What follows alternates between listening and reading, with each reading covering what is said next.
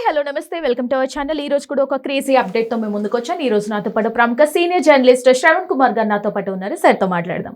నమస్తే సార్. నమస్తే అండి. సార్, ప్రపంచ యాత్రికుడు నాన్వేష్ గురించి ప్రత్యేకంగా చెప్పాల్సిన అవసరం లేదు, ఎప్పటికప్పుడు వార్తల్లో నిలుస్తూనే ఉన్నాడు. అండ్ సంచలన వ్యాఖ్యలు చేస్తూ కూడా రీసెంట్ గా మనకి తన ఇన్స్టాగ్రామ్ అకౌంట్ హ్యాక్ అయిందని బ్యాన్ చేశారని చాలా డ్రామా ఆడాడు. ఆ తర్వాత మళ్ళీ తనే స్పందించి ఇదంతా డ్రామా మాత్రమే అని చెప్పేసి సంచలన వ్యాఖ్యలు చేశాడు. అసలు జనాల్ని ఇలా వెర్రిగొర్రెలను చేసే ఇతని మీద అసలు దీని గురించి ఎలా చూడొచ్చు అంటారు? ఇతన్ని మీరు అతన్ని ప్రపంచ యాత్రికుడు అంటున్నారు కానీ నేను ఆయన వ్యభిచారి అని చెప్తా ఉంటాను మొదటి నుంచి కూడా.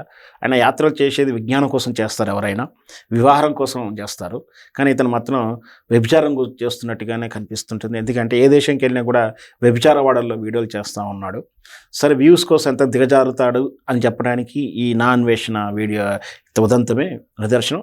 ఆయన మొదటి నుంచి చేసేదే ఆ దిగజారుతనాలు.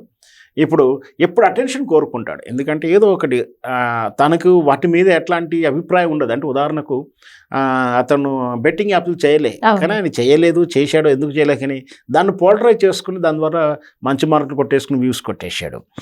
అనసూయ విషయంలో అనసూయ కానీ డ్రెస్ సెన్స్లో కానీ ఆయన అడిగిన వాడు ఎవడు లేడు. తదుగునమ్మ వచ్చేసి దాన్ని ఎందుకు అంటే దాంట్లో ఏళ్ళు పెడితే వైరల్ అయితే ఫేమస్ అవ్వచ్చు. వీడియో కంటెంట్ నడవాలి. ఎంతసేపటికి ఆయన వీడియోస్ యాత్రల మీద అంటే చూస్తలేరు, వ్యభిచారం గృహాలు కూడా చూస్తలేరు. వ్యూస్ రావాలంటే నెలకు 10 లక్షలు 15 లక్షలు టార్గెట్ పెట్టుకున్నాడు ఆయన. అవి రావాలంటే మనిషిగా దిగజారాలి అని పెట్టుకున్నాడు. హిందూ దేవతల మీద మనిషిగా దిగజారాడు. కాబట్టి ఏది సెన్సిటిబుల్ ఆ సెన్సిటివ్ టాపిక్ ఈ దేశంలో హిందూ మతం మీద ఇప్పుడు జరుగుతున్నటువంటి అటెన్షన్ చూశాడు. దాన్ని మన విద్వేషం రగించేలా మాట్లాడితే వైరల్ అవుతామని అనుకున్నాడు. అట్లాగే మాట్లాడాడు. ఏదైతే కమ్యూనిటీ గైడ్లైన్లో ఉందో మైనర్ గురించి మాట్లాడొద్దంటే మైనర్ గురించి మాట్లాడతాడు, మైనర్ సెక్సువల్ గురించి మాట్లాడతాడు, మైనర్ అబ్యూస్ గురించి మాట్లాడతాడు. అదంటే కమ్యూనిటీ గైడ్లైన్ల కిందకు వస్తుంది. ఆయన కూడా మాట్లాడుతున్నట్టే కేవలం వ్యూస్ గ్రాబర్ చేయడం కోసమే.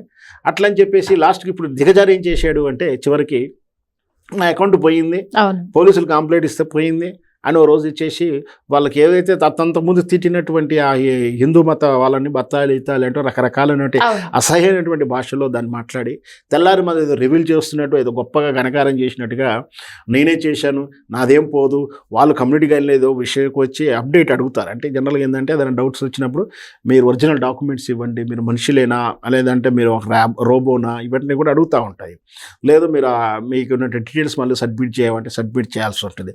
ఆ ప్రాసెస్లో ఒకరోజు స్లీప్లో ఉన్న ఛానల్ని నేను మీకు పోయిందని అబద్ధం చెప్పానని చెప్పి మళ్ళీ వ్యూస్ గ్రాబరింగ్ చేస్తున్నాడు. మొదలే చెప్పాడు, వ్యూస్ కోసం దిగజారేటువంటి నికృష్టమైనటువంటి జాతులు ఎవరు ఉన్నటువంటి ఇట్లాంటి నాన్వేష్ లాంటి వాళ్ళు. సరే, ఎప్పుడో ఒకసారి వాళ్ళకు బుమరాంగ్ కాకపోయిందో మనం చూడకపోతున్నాం. ఎగ్జాక్ట్లీ సార్, కర్మ రిటర్న్స్ అంటారు కదా. కంపల్సరీ హిందూ దేవీ దేవతల మీద దూషణ చేసిన వాళ్ళకి కంపల్సరీగా ఫలితం తప్పదు. Thank you sir. Thank you.